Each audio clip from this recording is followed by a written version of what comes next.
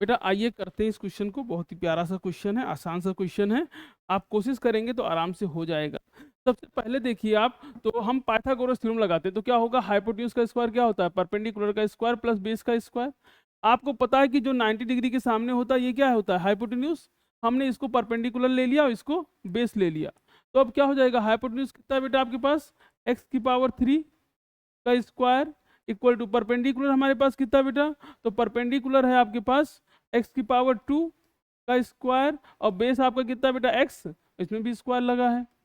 अब क्या हो जाएगा, x6 equal to x4 plus x²। एक चीज समझिए, सबको इधर ले आइए, तो ये क्या हो जाएगा, x6 minus x4 minus x2 equal to 0। ठीक है, समझ, ये बात समझ में आ रही होगी आपको। अब बेटा हमने क्या किया, x² कॉमन ले लिया यहाँ से। अगर हम x² कॉमन ले लेंगे, सबसे x² बाहर निकल गया, तो यहाँ x4 minus x2 minus 1 equal to क्या हो जाएगा, 0 हो जाएगा। अब ये बेटा इक्वल टू 0 बन गया। इक्वल टू 0 अगर होगा, अब यहाँ पर समझिए, ये वैल्यू और ये वैल्यू, दो वैल्यू आपके पास है, ये वैल्यू कभी जीरो हो ही नहीं सकती। इसका मतलब क्या है कि दो फंक्शन का मल्टीप्लाई जीरो है, ये फंक्शन कभी जीरो नहीं हो सकता। क्यों नहीं जीरो हो सकता, क्योंकि ये लेंथ को रिप्रेजेंट कर रहा है और लेंथ कभी जीरो होगी ही नहीं। तो यानी x की वैल्यू कभी भी जीरो नहीं हो सकती। तो जीरो होगा क्या, ये होगा, यानी x4 minus x² minus 1 equal to 0। हम बेटा इसको और सुंदर सा लिखने के लिए हम ऐसे लिख सकते हैं कि x4 को लिख लिया आपने x² का स्क्वायर माइनस ये आपका x² है ही है माइनस 1 इक्वल टू 0।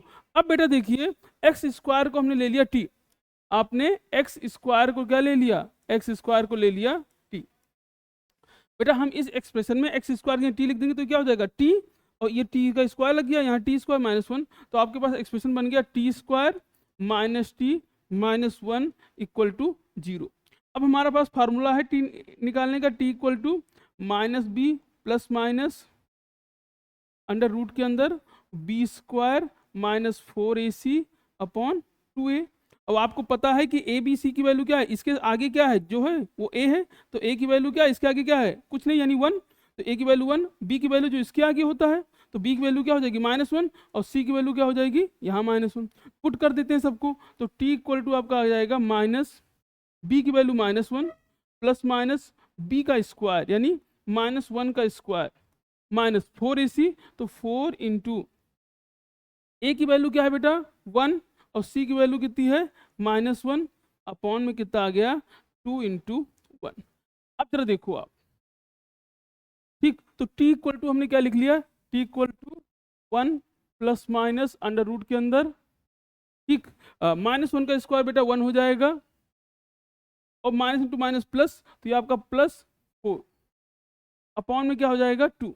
तो t की वैल्यू कितनी आ गई, t इजकल टू आ जाएगा 1 प्लस माइनस रूट के अंदर 5 अपॉन 2। तो t की वैल्यू कितनी आ गई बेटा, t की वैल्यू आ गई 1 प्लस √5 अपॉन 2, और एक दूसरी वैल्यू भी t की कितनी आ गई 1 माइनस √5 अपॉन 2। अब बेटा एक चीज देखो, ये 5 है, ठीक है, एक मिनट इसको सही कर देते हैं, तो ये आपका है 5। बेटा t किसके बराबर है, x² के बराबर है, तो दोनों को हमने क्या कर दिया, x² के बराबर कर दिया।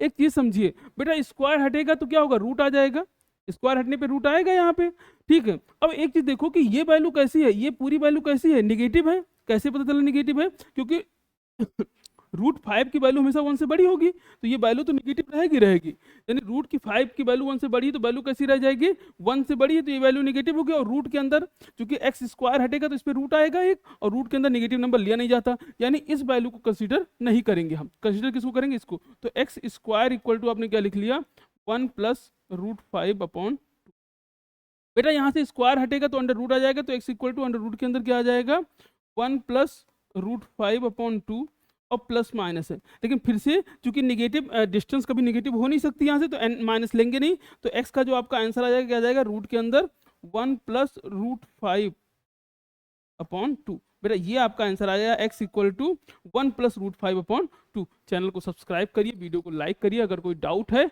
तो कमेंट बॉक्स में आप कमेंट कर सकते हैं। थैंक यू बेटा, थैंक यू सो मच।